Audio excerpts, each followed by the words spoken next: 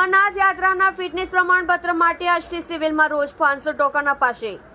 13 વર્ષથી નાના 75 વર્ષથી મોટા ગર્ભવતી અને હાર્ટ પેશન્ટોને મેડિકલ સર્ટિફિકેટ અપાશે નહીં।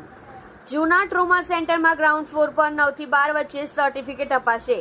29 જૂનથી બર્ફીલા બાબા અમરનાથની યાત્રાનો પ્રારંભ થઈ રહ્યો છે, જે 19 ઓગસ્ટ સુધી ચાલશે। ચૂંટણીને કારણે પ્રવાસનો સમયગાળો 60 દિવસને બદલે 45 દિવસનો રખાયો છે। યાત્રા પર જનારા શ્રદ્ધાળુઓ માટે ફિટનેસ સર્ટિફિકેટ ફરજિયાત છે। ફિટનેસ સર્ટિફિકેટ માટે ટ્રોમા સેન્ટરમાં યાત્રાળુઓની લાઈનો લાગે। મારું નામ મયુર મોદી છે। આજે હું સિવિલ હોસ્પિટલની અંદર ફિઝિકલી ફિટનેસ માટે આવ્યો છું અને અમરનાથ યાત્રા માટેની છે। અહીંયા ભારે ઉત્સાહ અને ઉલ્લાસ દેખાઈ રહ્યો છે અમને।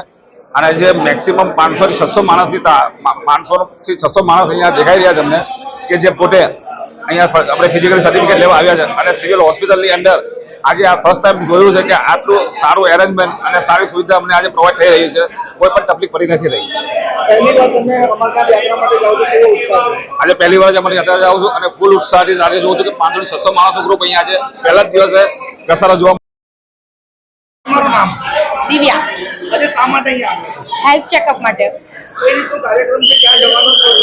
અમરનાથ જવાનું છે અમારે। તો કઈ રીતનો હર્ષો ઉલ્લાસ છે આજે તમને અમરનાથ જવાનું? કેવું એક્સાઇટમેન્ટ રહ્યું છે?